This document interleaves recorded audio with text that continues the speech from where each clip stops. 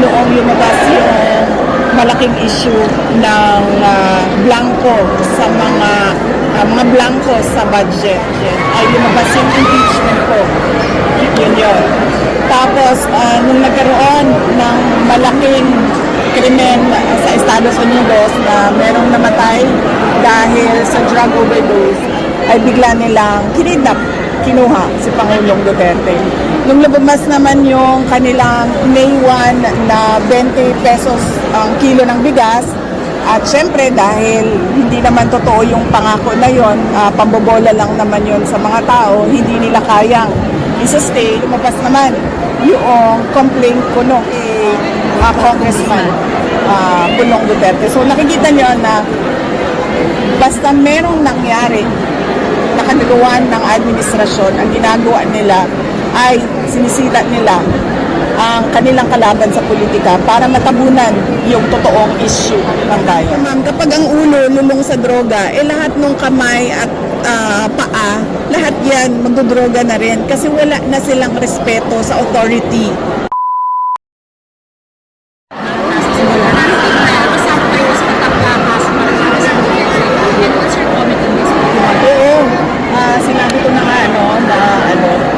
Wala namang ibang ginawa ang administrasyon na ito kundi pamumulitika lang at paninira sa mga kalaban nila sa politika. Napansin ninyo noong lumabas yung malaking issue ng blanco sa mga blanco sa budget.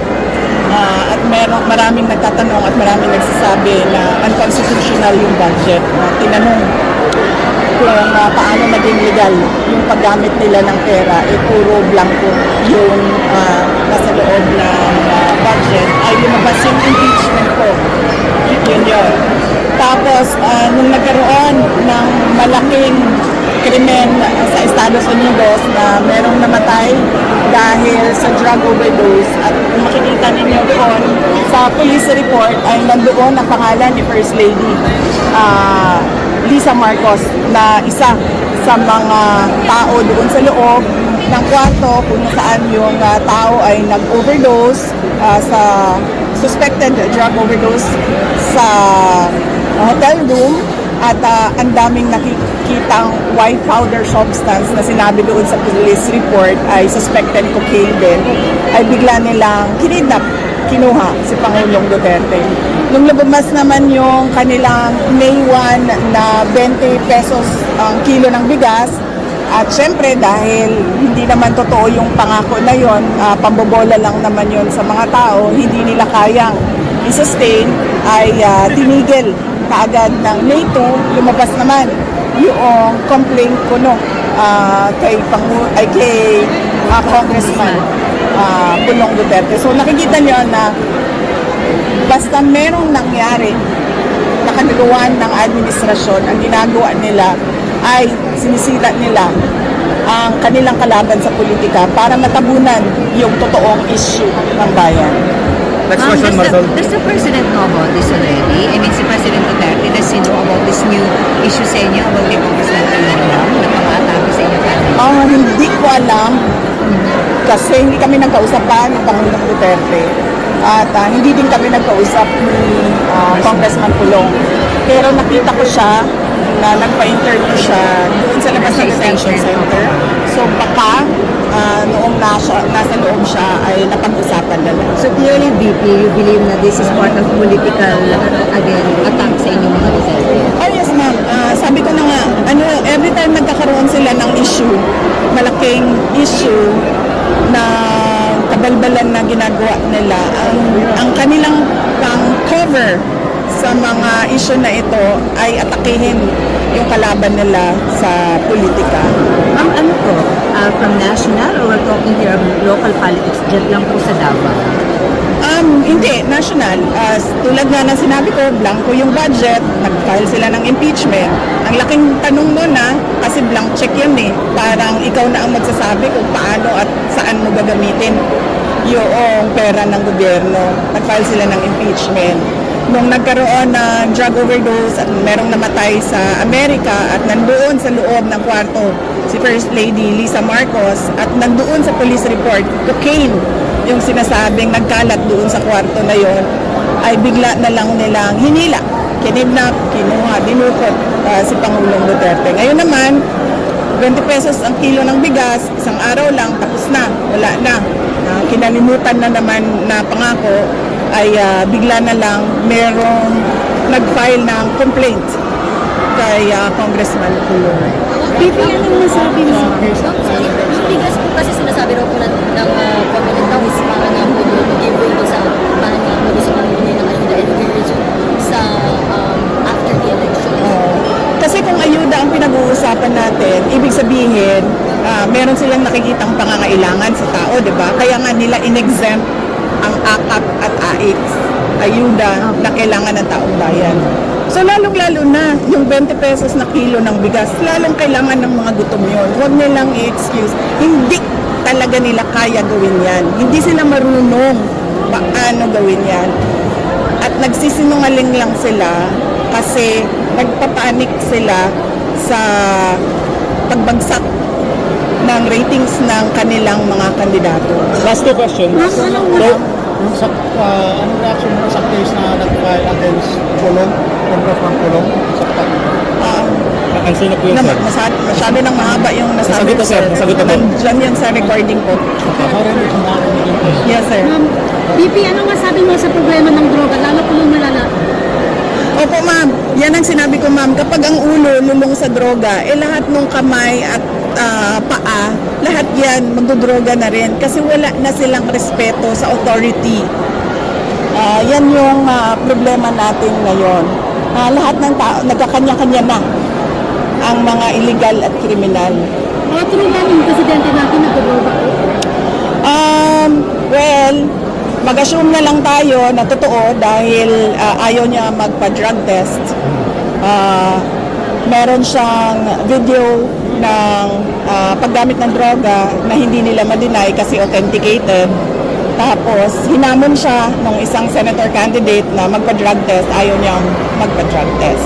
Last question, Alex, Times of London. Can I ask, given how things have worked out, do you regret forming an alliance with President Marcos in 2022? No, because I am Vice President right now, so I do not regret anything. I am able to help a lot of people. I'm able to help people nationwide because my office is a national office. On that note, I am thankful. I am thankful that the 2022 elections happened and that I became Vice President.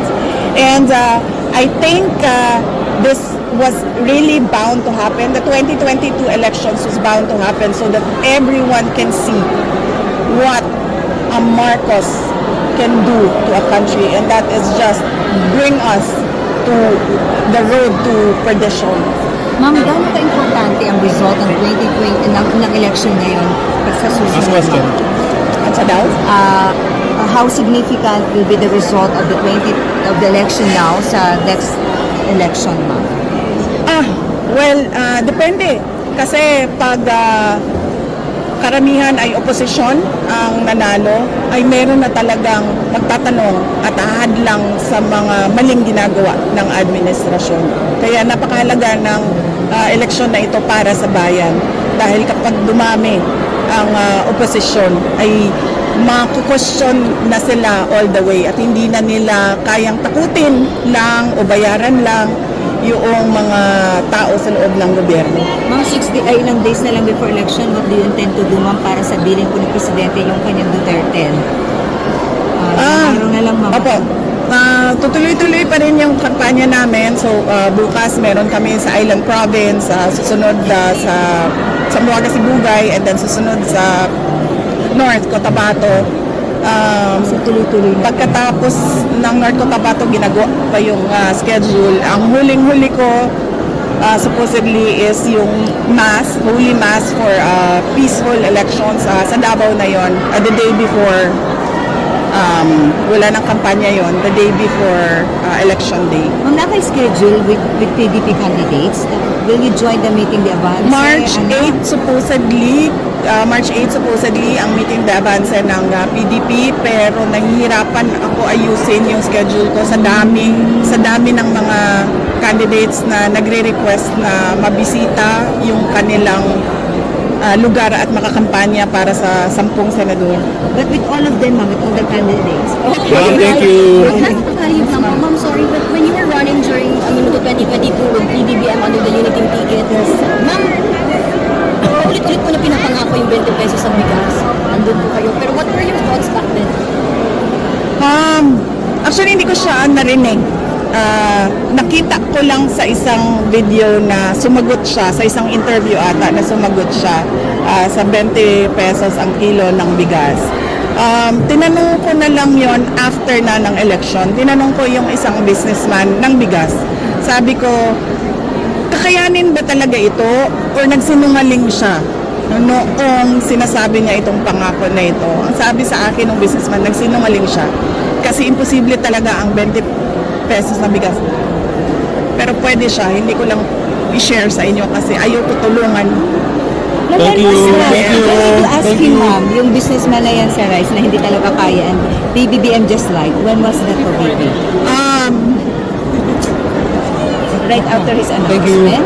Hindi, nung pumunta ako sa Cebu meron yan silang August na event ang Cebu eh. Hindi siya sinulog. May August na event ang Cebu eh. I was invited there. And sa haba nung parada na kinakamusta ko yung mga tao, 3 beses nagsabi sa akin, Inday Sara, nagalisod mi sa pagkaon, nagalisod mi sa bugas. Doon ko unang naramdaman yung disappointment ng mga tao doon sa hirap nila sa pagkain. Pero recent lang yun, ma'am? Or dugay na Hindi, mga nasa DepEd pa ako noon eh. Yung event na katabi ko, si First Lady, meron pinirmahan sa car. Hindi ko na alam anong event yun. Oo. Okay, Doon thank pa lang you. alam mo nang he can never fulfill the 20 pesos promise. After nun, yes. Nagtanong ako sa isang businessman. Alright. Thank you. Thank you, ma'am. Thank you so much.